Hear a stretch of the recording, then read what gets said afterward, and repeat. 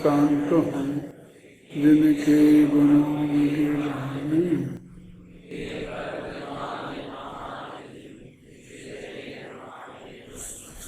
127वीं गाथा पूरी हो गई थी ना अच्छी तरह से? हाँ, नहीं हुई?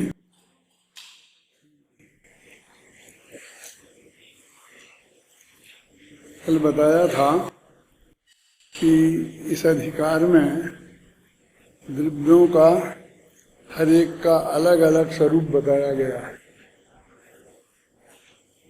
परिभाषा और स्वरूप में ये अंतर है कि परिभाषा में तो सिर्फ उसकी पहचान का चिन्ह जो होता है ना, वो अनेक वस्तुओं में से उसे अलग कर दे, इतनी ही पर्याप्त होती है। उसके और जो क्वालिटीज हैं वो नहीं बताई जाती हैं। जब स्वरूप की बात करते हैं तो परिभाषा भी उसमें आ जाती है और भी बातें भी आ जाती हैं जो उसके संबंध में बताना आवश्यक समझी जाती हैं। तो जीव अजीब पढ़ो फिर एक गाथा।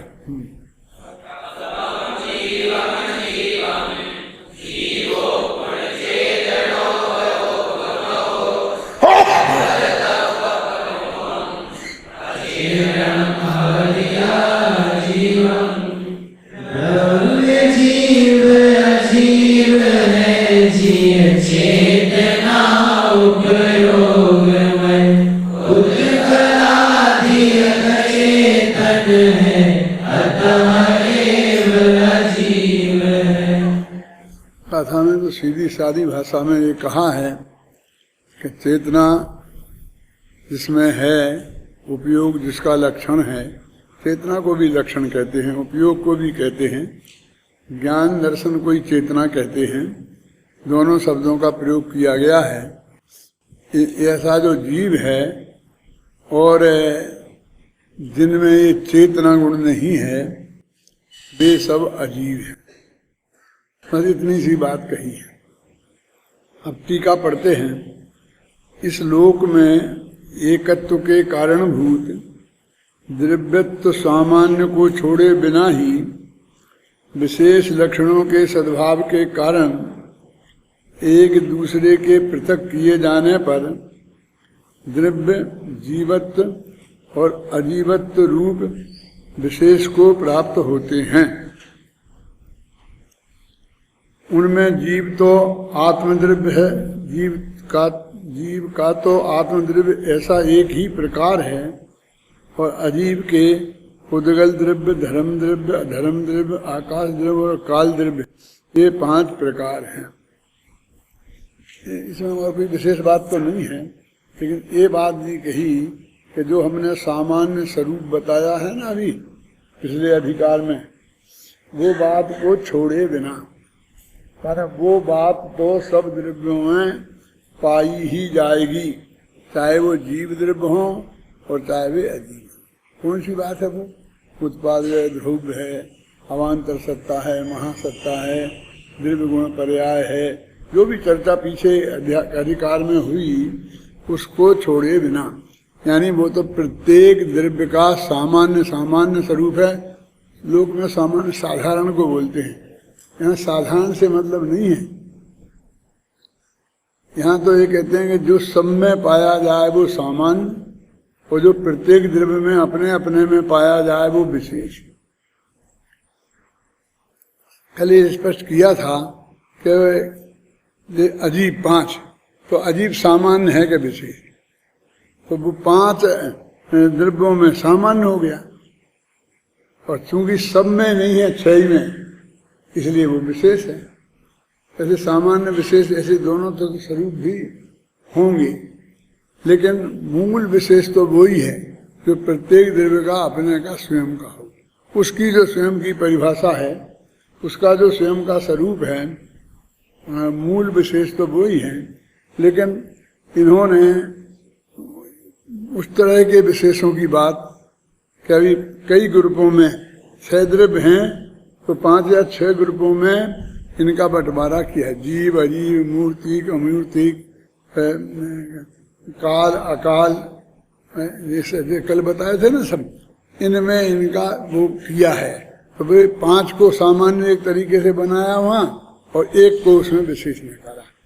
वो वास्तव में उस एक की चर्चा है। वो तो उनको उन 5 से अलग बताने के लिए वो बात कही है। ज्यादातर शास्त्रों में जीव अजीव की ही चर्चा आती है। वो इसलिए आती है कि हमको जीव समझना है, जीव से पर से भेद विज्ञान करना है ना। फिर दूसरे नंबर पे मूर्ति का मूर्ति की बात आती है, क्योंकि हमारा ये शरीर है ना, तो इसका संबंध हमसे बहुत नजदीक का है, तो ये भी परद्रव्य रूप नहीं है, ये हमको समझना चाहिए। लेकिन यहाँ पर जीव से ही भिन्न बताना उद्देश्य है, क्योंकि अमूर्ति कहा तो बाकी 5 द्रव्यों में तो अमूर्तिपना पाया जाता है, आकाश में, काल में, अधर्म में, तो उनसे भिन्न बताने वाला लक्षण यहाँ नहीं कहा ना, कहेंगे आगे। तो ये जो ग्रुपों में बांटने की उनकी जो पद्धति है, उसमें इस जीव को ही प्रमुखता देनी है, और जब अन्य शास्त्रों में उसकी ही मुख्यता से बात की है। देखो क्या लिखा इसमें, इस लोक में एकत्व के कारणभूत, माने सभी द्रव्य में एकता कर। मैं कह रहा था सामान्य का एक अर्थ तो ये हुआ सामान्य विशेष का, दूसरा अर्थ ये होता है साधारण बात है ये तो, और ये विशेष बात है, ऐसे अर्थ में भी आता है। अब तीसरा संक्षिप्त कथन को सामान्य और विस्तार से कथन को विशेष कहते हैं।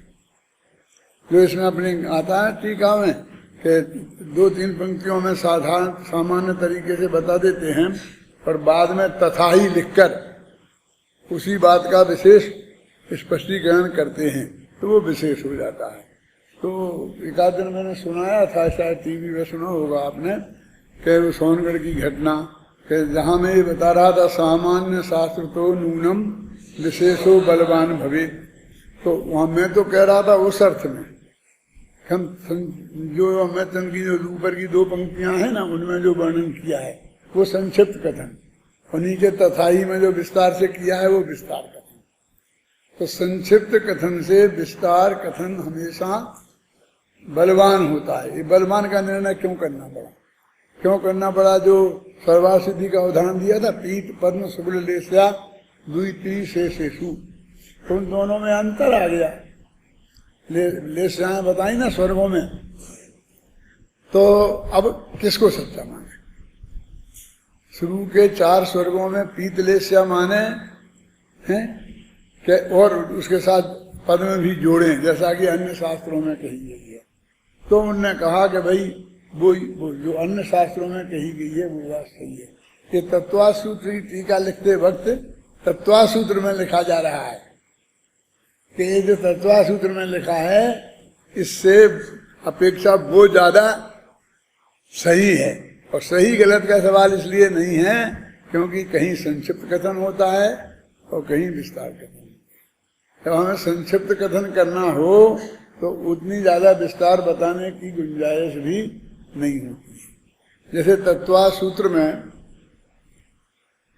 3रे अध्याय में बस नरकों के नाम गिना दिए, फिर उनकी कितने काल में कितने नरक में कौन जीव रहेगा उनकी स्थिति बता दी, और 2-3 सूत्र में उनके दुखों का वर्णन कर दिया। बस हो गया पूरा उनका अधोलोक का वर्णन 5-7 सूत्रों में। अब जब सर्वार सिद्धि राजवार्तिक आदि में फिर उसका विस्तार में जाएंगे, तो विस्तार में बताएंगे कि पहले नरक में 13 खन हैं, दूसरे नरक में 11 खन हैं, ऐसे करते करते वो विस्तार भी बताएं। फिर इतने बिल हैं, पहले में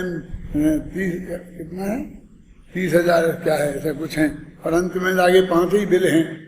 तो मेरे कहने का मतलब ये है कि वो डिटेल वर्णन भी करेंगे और फिर डिटेल विशेष परिस्थितियां भी बताएंगे कि सम्मादर्शी जीव कौन से नरक तक जा सकता है, कहाँ तक जाता है, क्यों जाता है, कैसे जाता है, तो वो सब बातें विस्तार से करेंगे ना। नहीं तो वो टीकाकार का क्या मतलब? हमने तत्वासूत्र पढ़ लिया, सर्वासिद्धि पढ़ने की क्या जरूरत है, फिर राजवार्तिक पढ़ने की क्या जरूरत? यही जरूरत है ना कि हमारा उसका ज्ञान अत्यंत निर्मल हो जाए। पहले के कोर्स में ऐसा ही होता था, तत्वासूत्र, सर्वार सिद्धि, फिर राजवार्तिक, फिर उसके बाद में भी कमी रह जाती थी तो श्लोक वार्तिक को भी पढ़ाते थे। गोपाल दास जी बरैया श्लोक वार्तिक को पढ़ाते थे और अपने विद्वानों को, उसके साथ में पंचाध्यायी को पढ़ाते थे। माने तो कहीं सब एक ही एक रखा। और ऐसे ही परीक्षा मुख सूत्र, फिर प्रमेय रत्न वाला, प्रथमा में परीक्षा मुख सूत्र, मध्यमा में प्रमेय रत्न वाला, और फिर न्याय तीर्थ में प्रमेय कमल मार्तंड। वो भी बिल्कुल ऐसा ही है जैसा तत्व सूत्र का है।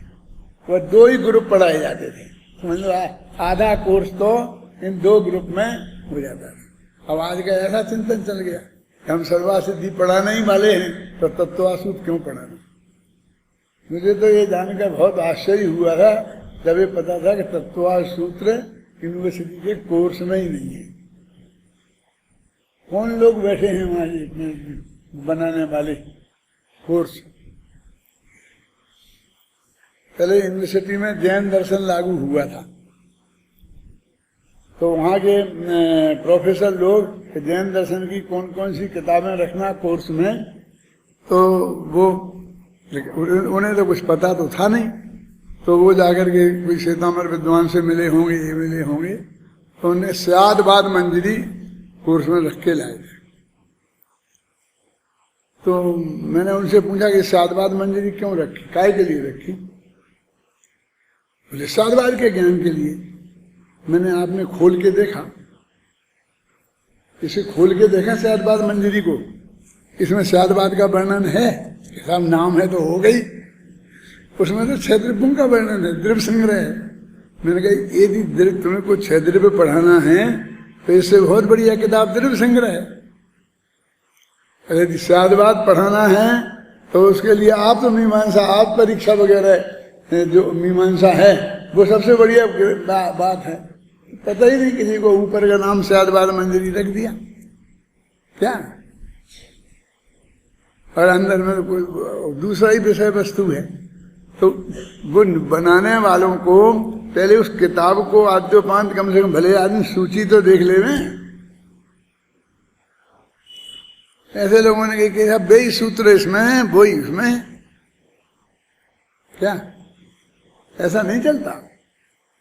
सूत्र जी तो पढ़ाना ही चाहिए। सर्वासिद्धि रखना हो तो रखो, नहीं रखना हो नहीं रखो, राजवार्तिक रखना हो तो रखो, मूल ग्रंथ नहीं रखा जाएगा कोर्स में।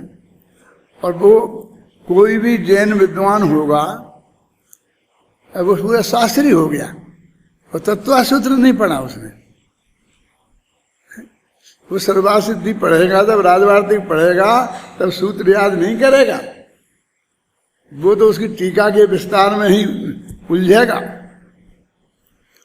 तो सूत्र याद करना है हमें तो तत्वासूत्र पढ़ना अवश्य। तो फिर मैंने यहाँ कहा कि तत्वासूत्र अपने यहाँ कोर्स में रखो।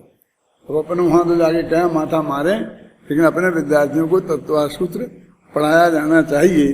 तो मेरे ख्याल से पढ़ाना शुरू हो गया है ना। मैंने अन्ना जी से ही कहा था कि आप ही पढ़ाओ, अब अन्ना जी का पढ़ाना ही बंद हो गया। कौन पढ़ाता है?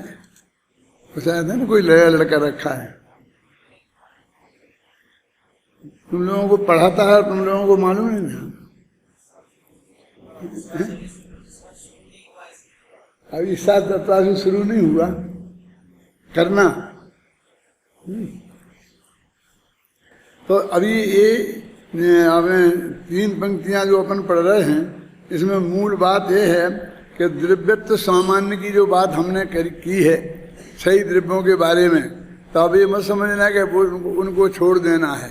उनको रखकर वो क्वालिटियां तो हर द्रव्य में हैं ही, और विशेष लक्षणों के सद्भाव के कारण एक दूसरे से पृथक किए जाने पर, लक्षण तो पृथक करने के लिए ही होता है। व्यतिकीर्ण वस्तु व्यावृत्ति है तो लक्षण, मिली हुई वस्तुओं में एक वस्तु को अलग करने के लिए ही लक्षण कहते हैं।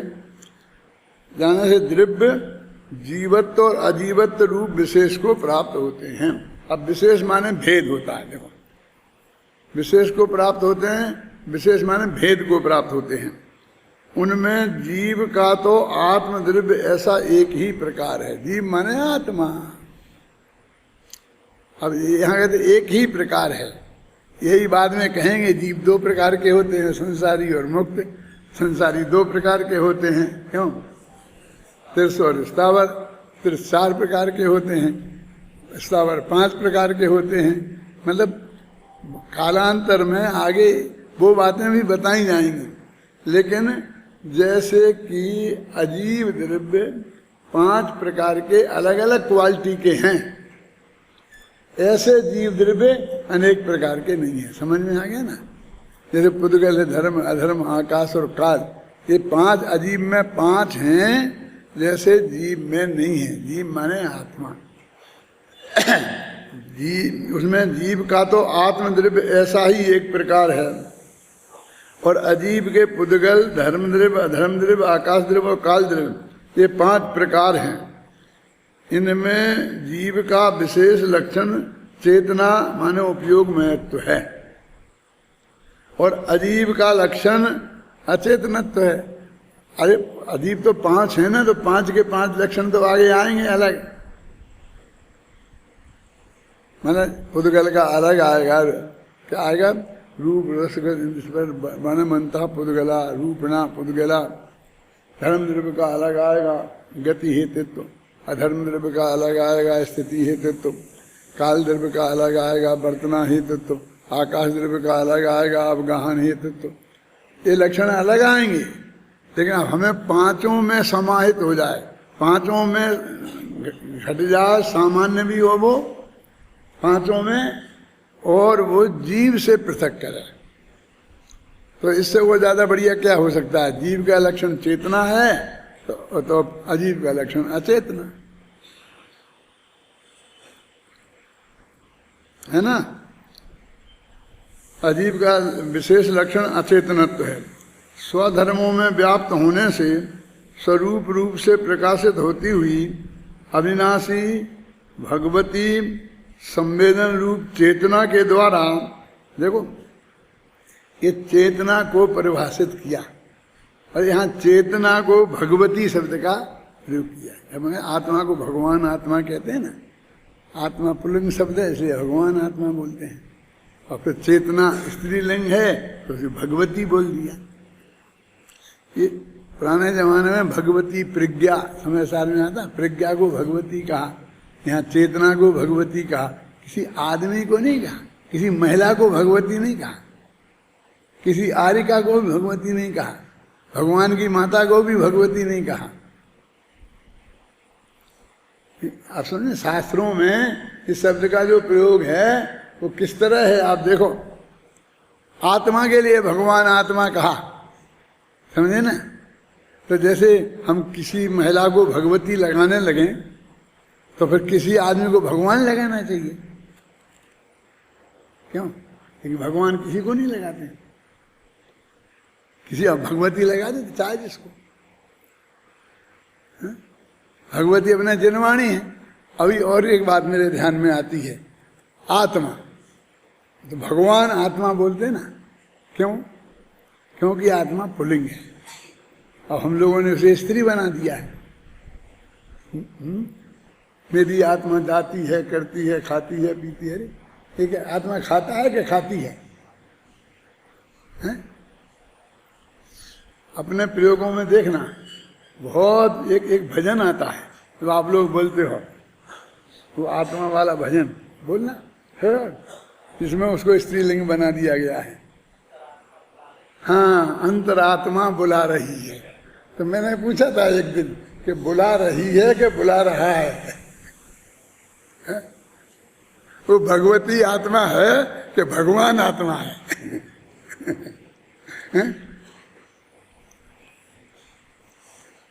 हमारे दिमाग में एक चीज जम गई कि अकारांत है वो पुल्लिंग होता है, और आकारांत होता है वो स्त्री होता है ना। राम और रमा, आप समझे ना, रूप चलाते हैं। लक्ष्मण कौमुदी में है ना, रामा रामा रामा और रमा रमे है ना, जो कुछ भी। राम और रमा 2 हैं, हिंदू धर्म है ना, इसलिए राम और रमा ले लिया। तुलसीदास जी भी ले, राम रमापति कर धन लेहू। क्या? राम रमापति कर धन लेहू।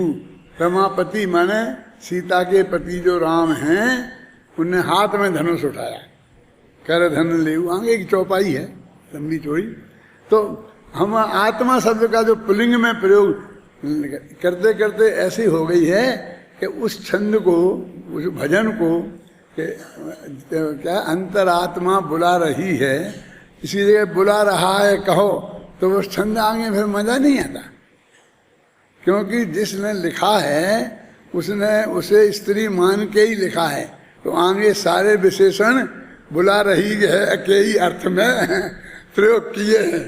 इसलिए बुला रहा जब हम करते हैं तो उसे पूरा पढ़ के देखना, तो कहीं ना कहीं आपको दिक्कत आएगी। आपने सोचा था कभी ये कि आत्मा को क्या करना चाहिए? हैं? देखो भगवती, वहां समय सार में आता है भगवती प्रज्ञा, यहाँ क्या है? अविनाशी भगवती संवेदन रूप चेतना। अब यही चेतना का अर्थ उपयोग भी होता है, तो हम शब्द बदल देंगे तो वो पुल्लिंग हो जाएगा।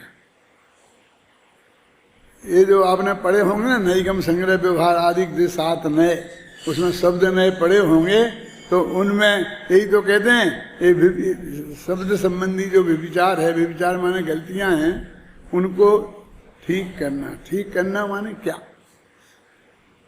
कि व्याकरण से कुछ अलग अर्थ है और लोक में कुछ अलग चलता है, तो हम वो व्याकरण से सम्मत लगाएंगे, लोक से सम्मत लगाएं।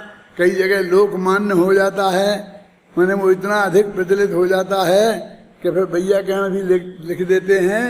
क्या लिख देते हैं कि विकल्प से ये भी चलता है।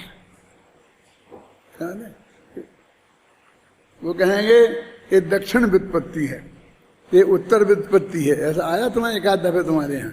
क्या है बोलिए, एक आध उदाहरण। जैसे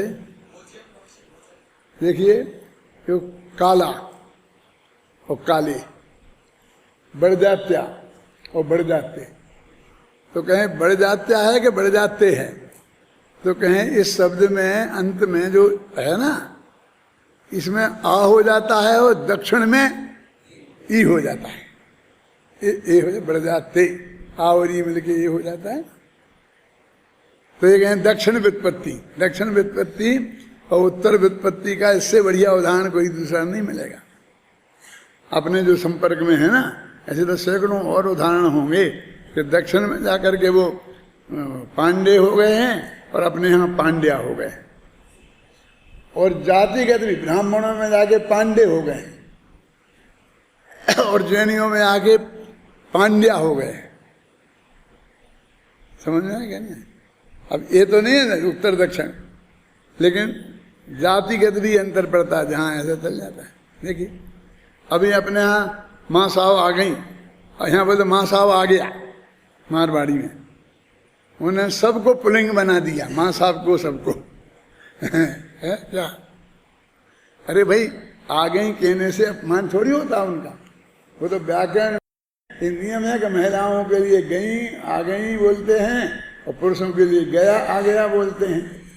क्यों? लेकिन यहाँ के सब माँ साहब आ गया आ गई बोल दो तो कहते ये अपमान हो गया उनका, माँ साहब आ गया। अब ये आपको समझना पड़ेगा, फिर कहेंगे ये मारवाड़ी व्युत्पत्ति है ये व्युत्पत्ति है, माने भाषा विज्ञान है ये, जो व्याकरण को भी ऊपर से उल्लंघन करता है। अपना जो शब्द नयों का प्रकरण है उसमें यही बताया है क्या कि यद्यपि गो शब्द के अर्थ 11 होते हैं, लेकिन वो गाय के अर्थ में अभिरूढ़ हो गया है। सब अभिरूढ़ नहीं कहेगा सही है, व्याकरण वाले कहेंगे गलत है। वहां देखना चाहिए कौन सा अर्थ है, कैसा अर्थ है, हैं? तो समरूढ़ कहें भाई रूढ़ी में आ गया ना, बस बात खत्म, जो आ गया उसे बोलो, है ना। और अजीब का विशेष लक्षण अचेतनत्व है। स्वधर्मों में व्याप्त होने से स्वरूप रूप से प्रकाशित होती हुई अविनाशी भगवती संवेदन रूप चेतना के द्वारा चेतना परिणाम लक्षण दिव्य परिणति रूप उपयोग के द्वारा, चेतना के द्वारा का ही दूसरा अर्थ किया है ये। चेतना परिणाम लक्षण दिव्य परिणति रूप उपयोग के द्वारा, अब परिणति भी स्त्रीलिंग है और उपयोग हो गया पुल्लिंग, तो इनको सबको विशेषण बना दिया। चेतना और परिणति चेतना की परिणति है ना, ये ज्ञान चेतना, ये कर्म चेतना, कर्म फल चेतना, उसके द्वारा जिसमें निष्पन्नपना अवतरित प्रतिभासित होता है। ये निष्पन्नपना अवतरित माने कोई काम होता हुआ दिखाई देता है। इसका सही बिल्कुल सरल हिंदी का अनुवाद ये है क्या, ये भी हिंदी ही है ना, निष्पन्नपना अवतरित प्रतिभासित होता है। अब ये बिल्कुल अपनी भाषा में बोले तो ये कहेंगे कि उत्पन्न, निष्पन्न होना माने उत्पन्न होना, काम का होना, और वो निष्पन्न अवतरित हो माने काम का होना, है ना। हमें मालूम पड़ता है कि ये इसमें हो रहा है, वह जीव है, माने वो उपयोग, ज्ञान दर्शन उपयोग है, उसका परिणमन जिसमें दिखाई देता है वो जीव है। जिसमें उपयोग के साथ रहने वाली यथोक्त चेतना का अभाव होने से तथा बाहर और भीतर अचेतनपना अवतरित प्रतिभासित होता है, वह अजीब है। पता सीधी सच्ची बात है कि चेतना जिसमें है, उपयोग जिसमें है, वो जीव है। चेतना और उपयोग जिसमें नहीं है वो इतनी सी जो अपनी चार कितनी पंक्तियां हो गई, पूरी हो गई ना, 2 पैरा, इतना बड़ा पैरा लिखा, संस्कृत में भी है, तो उसका अनुवाद किया इसलिए ऐसा लिखा, नहीं तो इतना पर्याप्त है कि चेतना लक्षणों जीवा और अचेतना लक्षणों अजीवा, बस खत्म। चेतना है लक्षण जिसका वो जीव है, और जिसमें चेतनता नहीं है वो अजीब है। तो दौलत राम ने यही किया है, चेतनता बिन वो अजीब है, पंच भेदता के हैं, आता क्या नहीं आता। बिल्कुल देखो ये पढ़ा होगा दौलत राम जी ने। संक्षिप्तीकरण की जितनी बड़ी ताकत दौलत राम जी में थी वो किसी में नहीं थी। 4 लाख को देखो तो जो राजवार्तिक जैसे बड़े बड़े ग्रंथों में जो पेजों में निपटाया है, उन्होंने आधी पंक्ति में वो बात को बहुत अच्छी तरह स्पष्ट कर दिया। जैसे 7 तत्वों की परिभाषा दी उन्होंने, बहुत लंबी लंबी परिभाषाएं हैं तत्व चर्चा में। उनने सिर्फ इतना कह दिया कि ये ही आत्म के दुख कारण ताते इनको तरी। इसमें तो जरा पीछे से संबंध है, यही मैंने पीछे की पंक्तियों में कहा, मिथ्या त्वरति प्रमाण कैसा है वो योग, वो यही। लेकिन आगे देखो, जीव प्रदेश बंधे विधि सो बंधन, आत्मा के प्रदेश कर्म के प्रदेशों से बंधे उसे बंध कहते हैं। कबहू न सजिए, ऐसे बंध को कभी नहीं करना चाहिए। शास्त्रों में कहा गया है कि चाहे 100 पेज में वर्णन करो, लेकिन यदि हे उपादेय नहीं बताओ तो वो वर्णन अधूरा है। वर्णन करते जाओ, 57 प्रकार के आश्रम हैं, उनके ये भेद हैं, उनके ये प्रभेद हैं, करते जाओ बस। फिर क्या अंत में क्या करेंगे, कुछ नहीं, चलो आगे आगे। अरे ये छोड़ना चाहिए, इसके लिए ये बात कही है, समझे ना। इसका निष्कर्ष निकाल के नहीं बताएंगे तो वर्णन पूरा नहीं हुआ, लेकिन उनने पूरा कर दिया। जीव प्रदेश बंधे विधि सो बंधन कबहू न सजिए, तो समय दम तें जो कर्म न आवे सो संभर। अभी तो परिभाषा है। जो आत्मा में निर्मल परिणाम है, जो संयम रूप परिणाम है, समता रूप परिणाम है, इस सम और दम, ये दम क्या है, ये दमा हो जाता है ना। सम माने 5 इंद्रियों के दम माने 5 इंद्रियों का दमन, और सम माने समता भाव। सम दमते इन ये तप इतने में आ जाता है। कसायों का अभाव हो तो उसे सम बोलते हैं, और दम 5 इंद्रियों का दमन हो माने उनकी विषयों की प्रवृत्ति नहीं हो, ये सो संवर। सम दमते हैं जो कर्म न आवे, तो कर्म न आवे ये द्रव्य संवर हो गया, समदम ये भाव संवर हो गया। और एक शब्द जिसने हे उपादेय बता दिया, क्या है वो? बस अकेला आदर ही क्या है? कितनी संक्षिप्त शक्ति है। तप बल तय विधि धर्म निर्जरा ताही सदा आचरिए। तो इस छंद में 4 पद हैं, तजिए, ना सजिए, आदरिए और आचरिए। इन 4 शब्दों से एक छंद में 4 तत्वों का निरूपण बहुत अच्छी तरह हो गया। हम ये कहेंगे स्वरूप कथन, परिभाषा नहीं। परिभाषा तो अकेली तजिए, परिभाषा में तजिए शामिल नहीं है, ना सजिए शामिल नहीं है, आदरिए शामिल परिभाषा में नहीं है। जब परिभाषा बताएंगे तो बस बताने की जरूरत नहीं है, लेकिन जब स्वरूप बताएंगे तो ये बताने की जरूरत है। समझ ना? जैसे मैंने गाय के उदाहरण पे समझाया था तुमको कभी कि गाय किसे कहते हैं, तो परिभाषा बताओ। तो गाय के स्तन होते हैं जो दूध देते हैं, उनको तो परिभाषा में नहीं लिए।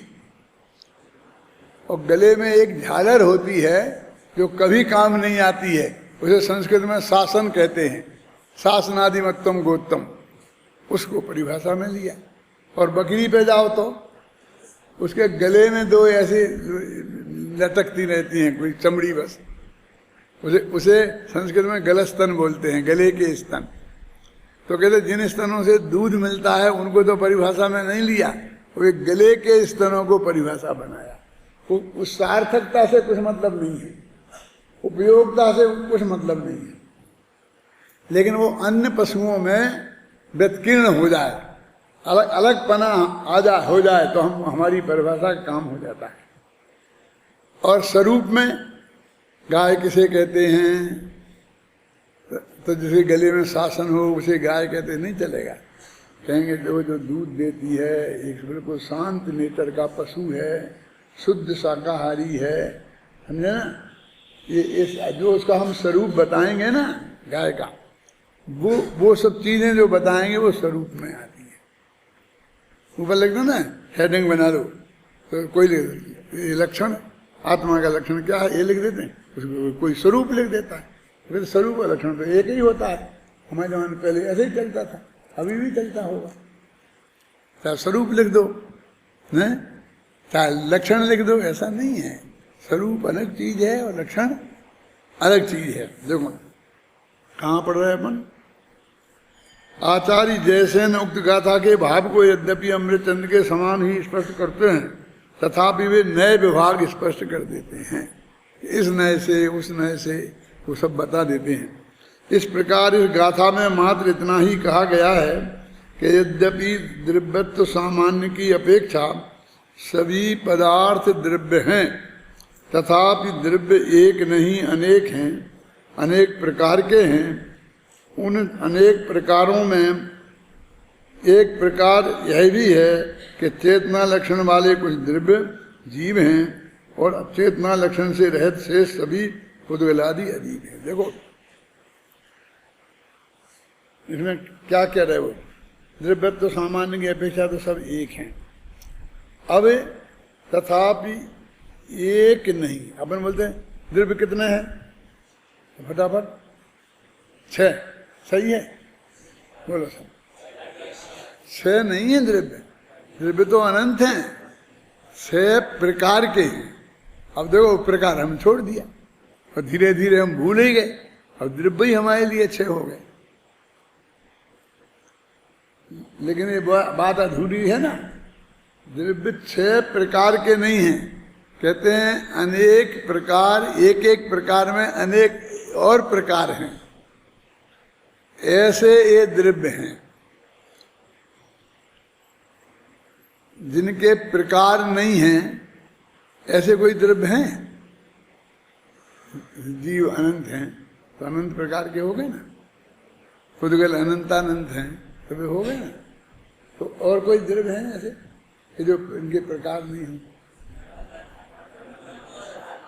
क्या भाई, धर्म द्रव्य एक ही है ना, तो एक ही प्रकार का है, तो उसमें एक में प्रकार थोड़ी लगाया जाता कि उसके कोई प्रकार नहीं है। 2 अधिक हों तो प्रकार कहते हैं, अधर्म द्रव्य और आकाश द्रव्य। तीन द्रव्य ऐसे हैं जिनके प्रकार नहीं है, बाकी के तीन द्रव्य ऐसे हैं जिनके प्रकार हैं। आगे सब आएगा।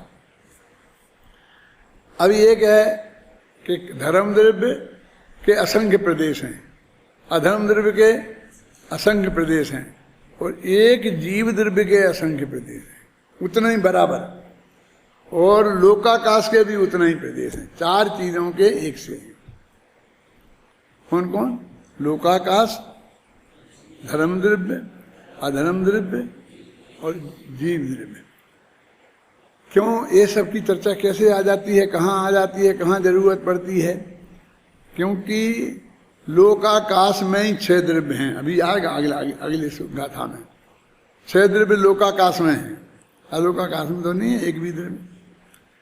तो आकाश के एक एक प्रदेश पर धर्म द्रव्य का एक एक प्रदेश बिल्कुल बराबर है, तो बिल्कुल सारे लोकाकाश में फैल गया वो। यदि कुछ प्रदेश कम होते हैं तो दोनों के असंख्य, और असंख्य तो असंख्य प्रकार के होते हैं।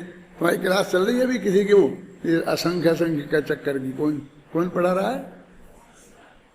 तुम पढ़ा रहे कि कितने प्रदेश होते हैं, तो असंख्य असंख्य प्रकार के होते हैं, ये सब बता रहे।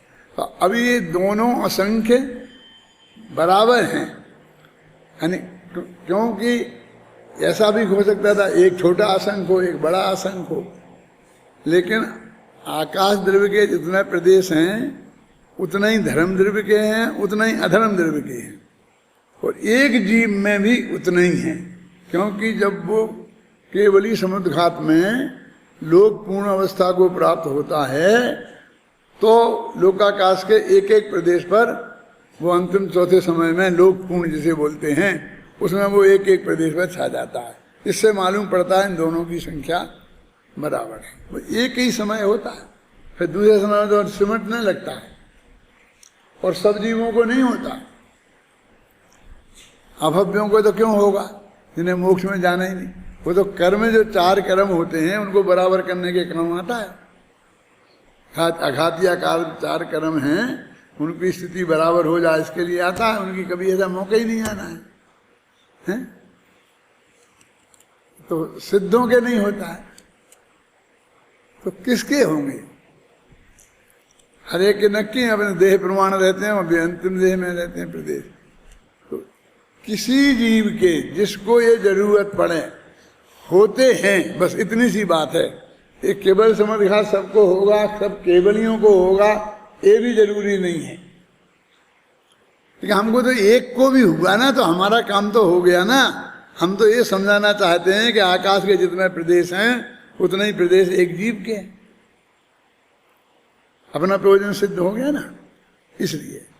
और काल द्रव्य उतने हैं, ये समझे ना? आप फिर समझ, अंतर समझ। धर्म द्रव्य के प्रदेश उतने हैं और काल द्रव्य का प्रदेश एक है और उतने हैं। यदि वो उतने नहीं होते तो ये कैसे होता? ये लोया आयास प्रदेश एक एक का, एक एक लोकाकाश के एक एक प्रदेश पर रैणा राशि रत्नों की राशि के समान जड़ित हैं। ये सामान्य तत्व चर्चा है इसकी अजीब द्रव्यों के संदर्भ में। तो अभी ये सब बताएंगे आगे की गाथाओं में, जल्दी जल्दी निकल जाएंगे अपन।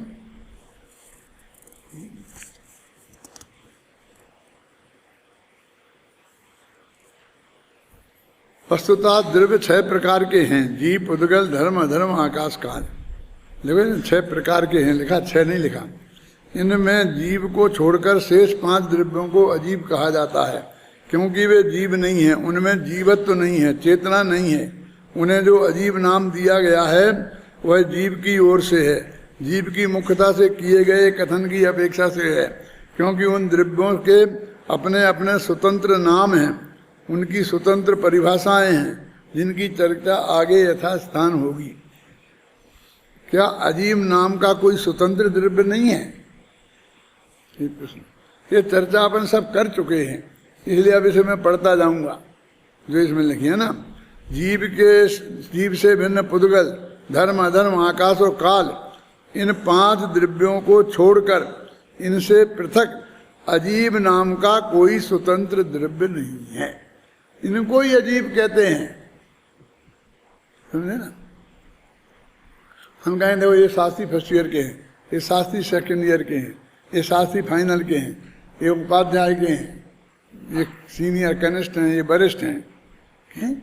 विद्यार्थी कोई नहीं है आपके यहाँ। आपके यहाँ 180 लड़के रहते हैं, कोई नहीं है, ये कोई नहीं। क्यों? आपने तो शास्त्री की सीनियर की जूनियर ये सब बताया। अरे भाई यहाँ इनके अलावा कोई विद्यार्थी नहीं, समझे ना। ऐसे ही नहीं 5 के बुक पूछता है कि ये 5 तो अजीब द्रव्य हो गए, जीव नहीं है इसलिए इन्हें अजीब कह दिया। तो कोई ऐसा नहीं जो बिल्कुल किसी दूसरे की अपेक्षा नहीं और स्वयं ही अजीब हो, समझ में आया प्रश्न। जैसे जीव स्वयं है ना, जीव किसी की अपेक्षा थोड़ी है, जीव तो चेतन है, उसका ऐसा स्वरूप बताएंगे। और इसे अजीब को कहते हैं ये तो सिर्फ ये जीव नहीं है इतना बताने के लिए उनका नाम रखा है अजीब, है ना। जब हम किसी से पूछते हैं कि यहाँ जैनों के कितने घर हैं, तो हमें उत्तर मिलता है कि 100 घर हैं। पर यदि हम यह पूछें कि अजैनों के कितने घर हैं, तो यही कहा जाएगा कि शेष सब अजैन ही तो हैं। पर मेरा कहना यह है कि जब हम किसी से पूछें कि आप कौन हैं, तो यह कहते हुए तो अनेक लोग मिल जाएंगे कि हम जैन हैं, वैष्णव हैं, हिंदू हैं, मुस्लिम हैं, सिख हैं, बौद्ध हैं।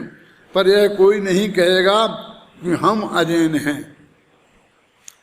तात्पर्य यह है कि अपने से कोई अजैन नहीं अपने को कोई अजैन नहीं मानता, अजैन नाम से नहीं पुकारता और ना वह अजैन कहलाना ही पसंद करता है, क्योंकि उसका अजैन नाम तो अपने से भिन्न बताने के लिए हमने दिया है।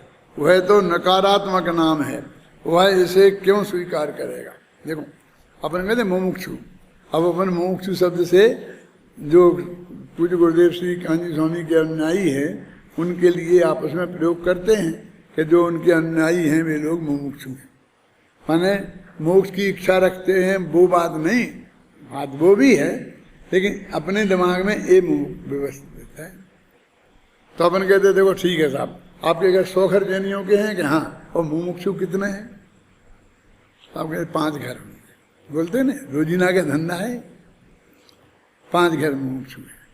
लेकिन उन जो 95 घर जो तुमने नहीं कहे उनसे जाके पूछो, क्यों? ये कहेंगे हम मुमुक्षु नहीं हैं। ये कहेंगे क्या हम भी मुमुक्षु हैं साहब? हम मोक्ष नहीं चाहते हैं क्या? हम रोजाना पूजा करते हैं मोक्ष फल प्राप्त है, फलम निर्वामति स्वाहा। और जो अपनी मुमुक्षुओं की संस्थाएं नहीं हैं, ऐसी संस्थाओं के भी पहले से मुमुक्षु नाम पड़े हुए हैं। महावीर जी में है ना मुमुक्षु महिलाश्रम, है ना, वो एक भी अपने जो सोनगढ़िया मुमुक्षु नहीं है, और संस्था का नाम है मुमुक्षु महिलाश्रम। हम समझते कुंद कुंद हमारे बाप के हो गए, लेकिन जब राजा खेड़ा विद्यालय बना था उसका नाम ही कुंद कुंद विद्यालय था, और वहाँ कोई एक कुंद कुंद का ग्रंथ नहीं पढ़ाया जाता था, कोई कुंद कुंद का भगत नहीं था, कोई कुंद कुंद का नाम लेने वाला नहीं था। पता अकेले विद्यालय का नाम कुंद, हम पढ़ते थे, उसमें गए थे 1 साल के लिए। तो कैसे आ गया कुंद कुंद, कैसे पहुंच गया हूँ? ये कुंद कुंद का तो हमारा ठेका था। कि वो जो कोई संस्थापक होगा जिसने वो मतलब संस्था खोली होगी, वो कुंद कुंद का भगत होगा। तो कौन सा? एक प्यारे लाल जी भगत थे ब्रह्मचारी, जो इंदौर के आश्रम के अधिष्ठाता थे, वो उनने खोली थी और उनने ये नाम रखा था। तो इंदौर का भी जो वो आश्रम है ना, उसको भी मोक्षु आश्रम बोलते हैं। वो तब से बना हुआ है जब कांजी स्वामी का उदय नहीं हुआ था। तो मेरे कहने का है मुमुक्षु शब्द की अपना ठेका नहीं है, फिर भी अपन ने अपने काम चलाने के लिए एक जो व्यवस्थित संगठन है, और वो बिना बनाया हुआ, कभी उसके मेंबर किसी को बनाया नहीं है, उसकी कोई वो नहीं है, हमें गिनती भी असली मालूम नहीं है। कोई कहता 5 लाख है, कोई कहता 10 लाख है। जैनियों की भी यही हालत है, कोई कहता 1 करोड़ जैनी है, कोई कहता नहीं जनगणना वाले लोग इतना ही बताते हैं, लेकिन साहब 2 करोड़ से कम नहीं होंगे। जयपुर में जैनियों के घर कितने हैं तो कैलाश जी आप बताओ भाई साहब, और बताओ। जितने बताएंगे उतने अलग अलग जवाब आएंगे। समझे ना, कोई कहता 300, कोई कहता 200, कोई कहता 500। मंदिर कितने हैं, कोई 300, कोई 250, जिसके मन में जो आता है बोलता है। गिनती किसी ने नहीं की, और गिनती की जानी चाहिए ना। हमने यहाँ बनाया है एक मंदिर की संस्था बनाई है, मंदिरों का संगठन, क्या नाम है, मंदिर महासंघ ऐसा नाम से बनाई है एक संस्था, जिसमें अपन टोडरमन स्मारक वाले भी मेंबर हैं, और शांति जी उसकी मीटिंग होती हैं, अपनी संस्था की तरफ से शांति जी उसमें जाते हैं। जो भी सबके मंदिरों के हित की बात होती है वो उसमें सब होती हैं, और उसमें अपन भी योगदान देते हैं सब बातों में। तो मेरे कहने का मतलब ये है कि ये तो अलग अलग चीज़ें हैं जो निरंतर हम करते रहते हैं। वो जो मैंने पहले बता दिया है कि जैन पूछे ऐसा जीव अजीब है, इसी प्रकार के प्रश्न के उत्तर में हम यह उत्तर देंगे कि हम अहिंदू हैं, असिख हैं, अबौद्ध हैं, ऐसा थोड़ी बोलते हम किसी से। यदि नहीं तो फिर लोग ऐसा कह सकते हैं कि हम अजैन हैं, ऐसा क्यों कैसे कह सकते हैं। वस्तुतः बात यह है, सकारात्मक रूप से अजैन कोई नहीं है, ऐसा सकारात्मक रूप से अजीब कोई नहीं है। हम उन्हें अपने से भिन्न बताने के लिए नकारात्मक भाषा का प्रयोग करके अजैन कहते हैं। इसी प्रकार जीव से भिन्न पुद्गलादि सभी पदार्थों को अजीब कहा जाता है। यदि ऐसी बात है तो फिर किसी को अजीब द्रव्य कहना तो ठीक नहीं है ना भाई। फिर किसी को अजीब क्यों? वस्तु स्वरूप के प्रतिपादन के लिए यह एक महती आवश्यकता है। यदि हमें एक सारे ग्रुप को एक शब्द से कहना हो तो क्या करेंगे? यदि हम अपने से भिन्न पुद्गलादि सभी द्रव्यों को एक नाम से कहना हो तो अजीब के अतिरिक्त और कौन सा शब्द है जिसका हम प्रयोग किया जा सके? बता, नहीं कह सकते। इसलिए अजीब शब्द कहना बहुत जरूरी। और फिर इन शब्दों में से आप सांप्रदायिकता खोजते हैं, ये हमारा दोष है। जैसे कि हम सब भारतीय हैं, तो भारत में रहने वाले जो भी 1.25 अरब लोग हैं वो सब भारतीय हैं ना। तो राजस्थानी है, ये है, तो अब धीरे धीरे ये अच्छा नहीं है, ये अच्छा नहीं है। अच्छा क्यों नहीं है? क्योंकि इतना भारत कितने प्रांतों में बटा हुआ है, कितनी भाषाएं बोली जाती हैं, कितने प्रकार के लोग हैं, उनके खान पान अलग हैं। तो ये जानना जरूरी नहीं है क्या? हिंदुस्तान को जानना हो तो, भारत को जानना हो तो ये सब बातें, तो इस जानने के लिए हम दक्षिण भारत उत्तर भारत का भेद करें तो इसमें क्या दिक्कत है? इसमें झगड़े की बात कहाँ से आई? लेकिन ऐसा सब ऐसा होता है और हम उसका प्रयोग करते हैं। क्या होता है? जैसे हम दक्षिण भारत में गए तो हमने वहाँ कहा कि देखो सारे तीर्थंकर उत्तर भारत में हुए, एक भी तीर्थंकर दक्षिण भारत में नहीं। एक नेमिनाथ नहीं होते, गिरनार नहीं होते और वहां ढूंढा उधर पर नहीं हुए होते तो सारे तीर्थंकर उत्तर प्रदेश में थे। उत्तर भारत नहीं और उत्तर प्रदेश में आ गए।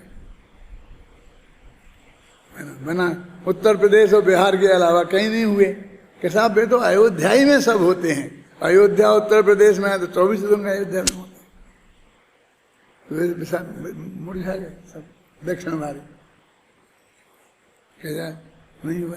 फिर हमने कहा देखो लेकिन सारे आचार्य दक्षिण भारत में होंगे तो खुश हो गए। इसमें खुश होने की और नाराज होने की क्या बात है? बोलो, इसमें क्या हो गया?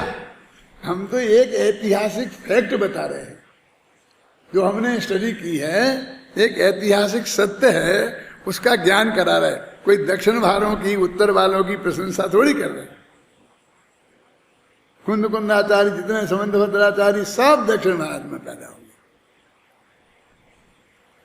ये कौन से आश्चर्य की बात है, क्योंकि जब वो झगड़ा हुआ था, दिगंबर श्वेतांबर बटे थे, तो वो ग्रुप जो दक्षिण भारत चला गया था, कहानी में लंबी नहीं बोलूंगा, तो वो सब दिगंबर थे और वो वहीं रह गए, तो वे सब वहां के कहलाने लग गए। क्यों? समझ में आई ना? और फिर वो आगे वे वहीं रहे तो उनकी परंपरा वहीं चली, तो वहां के लोगों ने दीक्षा लेना शुरू कर दिया उनसे। कोई पैदा तो होता ही नहीं है, दीक्षा ही ली जाती है ना, तो वे आगे के आचार्य सब दक्षिण के हो गए। अकाल पड़ा था इधर, तो इधर के सब निकल ही गए और यहाँ के वे श्वेतांबर हो गए थे। तो बहुत नेचुरल बात है, लेकिन फिर भी हमको अच्छा लगता है, दक्षिण वालों को अच्छा लगता है। सब आचार्य हमारे, सारे शास्त्र प्राकृत के तो हम वहीं हैं, सब वहीं पर हैं, वहीं के हुए हैं। फिर हमने कहा, लेकिन उन्हें आचार्यों को पढ़ने पढ़ाने वाले, उनकी टीकाएं लिखने वाले सारे पंडित उत्तर भारत में हुए, या एक भी पंडित नहीं निकला दक्षिण भारत में। अब आप हंस रहे, मैंने वहां श्रीमद गोला में ये भाषण दिया था, सब लोग वहां के फाड़ फाड़ के देखते थे क्या क्या बोल रहा है। ये भी फैक्ट है। हिंदुओं के सारे पंडित बनारस में हुए और जैनियों के सारे पंडित जयपुर में हुए, इसलिए से जैनियों की काशी कहते हैं। काशी, बनारस को काशी कहते हैं ना। देखो जयचंद जी छाबड़ा, पंडित टोडरमल जी और जितने जितने पंडित आदि हैं, तो पहले जयपुर तो था नहीं, तो सांगानेर था। तो हुकुमचंद सेठ एक दोहा बोला करता था, तो उसमें आधा पंडित सांगानेर बोलो। भाई दोहा किसी को याद है? ये तो हमारे विद्यार्थियों को होगा नहीं, आप ही को बताना पड़ेगा। वो इस चार चीजें थी कि सांगानेर के पंडित प्रसिद्ध हैं। सांगानेर ही था ना मुख्य, कि जयपुर था ही नहीं, आमेर का नाम नहीं है, सांगानेर का नाम है। और अलग अलग था, मतलब एक वाक्य थे कि वहाँ के पंडित, वहाँ के जे, यहाँ के जे, है ना। तो पंडित सांगानेर, सांगानेर के सारे पंडित हुए, उनकी संतान हुए। टोडरमल जी के जो पूर्वज थे, जो गोदिका और लोग थे ना, एक जोधराज गोदिका, अमरचंद गोदिका, ये जयपुर में सांगानेर में हुए। सुना आपने? ये सांगानेर में हुए और 13 पंथ की असली उत्पत्ति सांगानेर में हुई। यद्यपि उसके पहले आगरा में बनारसी दास के माध्यम से उसकी बीज पड़ गए थे। लोग बोलते थे, व्यापारी व्यापार को करन आगरा जात, बने आते अध्यात्मी लख नूतन आचार। व्यापार करने के लिए व्यापारी आगरा राजधानी थी ना, उस वक्त राजधानी आगरा थी, दिल्ली नहीं थी। अकबर की राजधानी कहाँ थी? आगरा में थी। तो उस वक्त समय में व्यापार का बहुत बड़ा केंद्र था आगरा। तो सब चारों तरफ के लोग वहाँ पर व्यापार के लिए आते थे। तो जैनी जब व्यापार के लिए आते थे तो मंदिर के दर्शन करने जाते थे। तो वो मंदिर में बनारसी दास जी की चर्चा चलती थी। बनारसी दास प्रवचन करते थे, अपने कवित्व सुनाते थे, समय सारे नाटक का पाठ करते थे। तो वहाँ सुन के वे लोग उसके प्रभावित हो जाते थे। तो व्यापारी व्यापार के करन आगरा जात, बन आते अध्यात्मी लख नूतन आचार। नई कोई उन्होंने पद्धति चलाई है, उसे देखकर अध्यात्मी बन के आ जाते हैं। फिर वहाँ से कामा में गया जी, कामा के कोई व्यापारी के माध्यम से। तो 2-3 गांव के नाम आते हैं जो आगरा से सांगानेर के बीच के हैं। एक नाम मुझे याद है, मेरी किताब में लिखे होंगे, कि उन गांवों में थोड़ा थोड़ा गया। फिर यहाँ ये भट्टारकों के विरोध में आध्यात्मिक क्रांति थी। तो सांगानेर में क्या हुआ कि एक नरेंद्र कीर्ति भट्टारक थे आमेर के, भट्टारक आमेर के नरेंद्र कीर्ति जो नाम, तो उनका सांगानेर में चौमासा हुआ था। वहाँ जोधराज गोदिका नाम का जो एक आदमी था, सेठ था, पैसे वाला था, वो विद्वान भी था अध्यात्म का, क्या, और वो बनारसी दास के उस बात से प्रभावित था, यहाँ तक वो बात उनके पास आ गई थी। तो भट्टारक जी जो प्रवचन करते थे तो बीच बीच में बहुत बोलता था, प्रभावशाली आदमी था, और वे जो कुछ भी बोले उसे सही गलत लगे तो बोलता था, साहब महाराज ऐसा नहीं है। तो उसे बहुत महाराज रोकते थे, समाज भी रोकती थी कि आप चुप रहो, शांति से सुनो, महाराज जो कह रहे शांति से सुनो। आखिरकार एक दिन ऐसा आ गया कि उन जोधिराज गोदिका को नरेंद्र कीर्ति भट्टारक ने जूते मार मार के वहां से निकलवाया, निकाल बाहर कर दिया मन, तो विशाल बहुमत उनका था, अच्छी पिटाई करी तो उनको बाहर कर दिया, जात बाहर कर दिया, निकाल दिया। तो उसने वहाँ एक नया मंदिर बनाया, उसके पास पैसे वाला था, तो उसके साथ और 13 आदमी मिल गए। उसके लड़के का नाम था अमरचंद गोदिका, तो वो भी विद्वान था। तो वो जो अभी आज 2.5 पेड़ी का मंदिर है, सांगानेर जाओ तो 2.5 पेड़ी के मंदिर के दर्शन करके आना, वो जोधराज गोदिका का बनाया हुआ है, और उसमें बैठ करके उसने इस अध्यात्म की चर्चा की। तो इसलिए ये सांगानेर में इस तरह आया, जयपुर तो तब बना ही नहीं था। तो उन्होंने कहा पंडित सांगानेर, तो उसने सम्यक्त कौमुदी नाम की किताब लिखी है जोधराज गोदिका ने, जिसने पढ़ी हो देखी हो तो, है ना। और अमरचंद, तो उसमें लिखा है अमरा भौंसा, भौंसा माने समझ गया, भैंस, भौंसा एक गोत्र होता है खंडेल वालों में। तो अपमानजनक तरीके से बोलते हैं ना, तो अमरचंद नाम था उसके बेटे का, तो उसे अमरा भौंसा लिखा, अमरा। वो भौंसा नाम का जो गोत्र है, वो धीरे धीरे लोग मजाक में उसे भैंसा कहने लग गए। क्या ये पंडित टोडरमल मेरा है ना ग्रंथ, उसमें लिखा है, उसे भैंसा कहने लग गए। तो भैंसा कहने लग गए, तो वास्तव में क्या था, खंडेला वालों में, खंडेला इनका से उत्पन्न हुए ये लोग। तो खंडेला का राजा था, उसका गोत्र रखा शाह, और उसके भाई का गोत्र रखा भाई शाह। तो भाई शाह बिगड़ते बिगड़ते भौंसा हो गया, और भौंसा बिगड़ के भैंसा हो गया। तो फिर लोगों ने कहा कि ये भौंसा भैंसा भैंसा कहते हैं, ये तो सही नहीं है क्या। यहाँ राजस्थान का एक भैंसा शाह नाम का बहुत बड़ा सेठ हुआ, नाम सुना। तो उसकी माँ ने कहा कि मैं गिरनार जी की यात्रा करने जाना चाहती हूँ, बेटा मैं गिरनार जी की यात्रा करने जाती हूँ तो कुछ पैसे दे दे। तो उसने क्या किया, अपनी मूछ का एक बाल उखाड़ा और उसे दे दिया माँ को कि ले जा।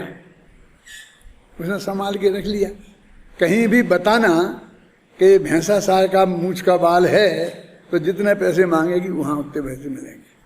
माने इतनी इज्जत थी उसके सारे देश में, सारे देश में कहीं भी उसके नाम पर पैसा मिलता था। तो वो गया गुजरात, गिरनार जी गई, पैसा तो उसके पास था, अपना ले गई खर्चा करके, और फिर लौट के आने लगी। तो अहमदाबाद में उसने सोचा कि ये मैं जरा देखूं तो इसने जो मूछ का बाल दिया था इसका कुछ असर है कि नहीं है, समझ ना। प्रयोग करने के लिए पैसे की कमी नहीं हुई, तो गई 2-4 बड़े साहूकारों के पास कि भैंसा साल की मूछ का बाल है, तो मुझे इतने पैसे चाहिए। तो काय का भैंसा, कैसा भैंसा, ऐसे भैंसा यहाँ बहुत घूमते हैं। किसी ने कुछ नहीं दिया। वो लौट के यहाँ आ गई, लौट के आ गई तो बेटे ने पूछा यात्रा अच्छी तरह हो गई? हाँ अच्छी तरह हो गई, लेकिन बेटा तेरे भरोसे रहती तो तुम्हें लौट के आ ही नहीं पाती, क्या हुआ?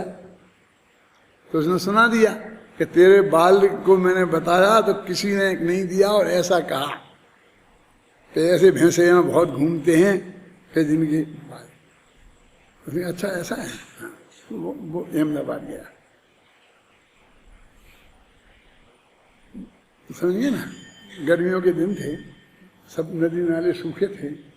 उसने कहा कि मैं रेत खरीदूंगा, 1 लाख बोरी रेत चाहिए मुझे, समझे ना, 5 रुपए में 1 बोरी जो भी लेना। तो जितनी बोरी जो दे सकता है वो मुझे दे दे, वो पैसे ले ले। तो उसने लिखा दी किसी ने मेरे कि सर साबर नदी है ना, वो कौन सी साबरमती, उसमें इतनी वही भरा पड़ी है रेत, उसकी क्या कीमत है। तो लिखा दिया सबने, मेरी 1000 बोरी में, 2000 बोरी में, 10,000 बोरी, और सबने उसमें पैसा एडवांस के पैसा दे दिए सबको। और ये कहा कि अपने पास रखना संभाल के, जब मेरी जरूरत होगी मैं मंगा लूंगा। चला गया। जब फिर बरसात आ गई और बाढ़ आ गई, फिर पहुंच गया कि मुझे चाहिए रेत, लाओ लाओ मेरी रेत, 1000 बोरी देना। क्या अभी काम मिलेगी? तुमको पैसे दिए थे ना, पूरे पैसे दिए थे ना, तो तुम्हें वो संभाल के रखना चाहिए थी स्टोरों में। नहीं रखी तो उसका किराया भी हम देते। क्या हमारी थी ना वो, तो के साथ नहीं दे सकते, हम 2 महीने बाद दे देंगे, 4 महीना, कि नहीं मुझे तो अभी चाहिए। फिर उन्होंने कहा मैं वही भैंसा हूँ जिसकी माँ यहाँ आई थी। तो सब व्यापारियों को कहा मेरी टांग के नीचे से निकलो, और तुम आज से 2 कांच लगा करके धोती नहीं पहन सकते।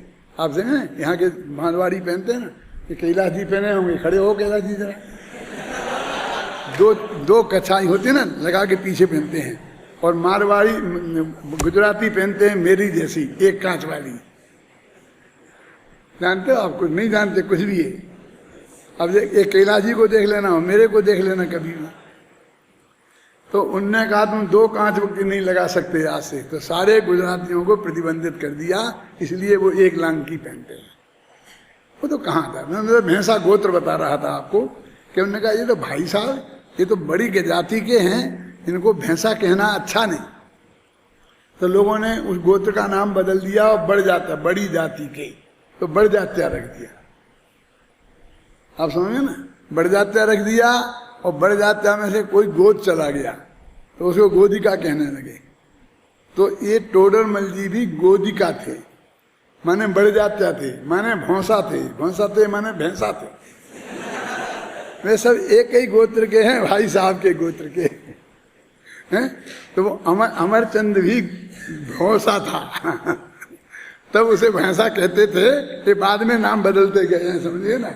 तो उसको वहां लिखा, जूते मार के निकाला, और फिर यहाँ से ये आध्यात्मिक क्रांति का यहाँ पर जन्म हुआ। चलो हो गया, कल पढ़ेंगे। अब 128 में 127 में नहीं पढ़ेंगे, फिर हो गई ना पूरी।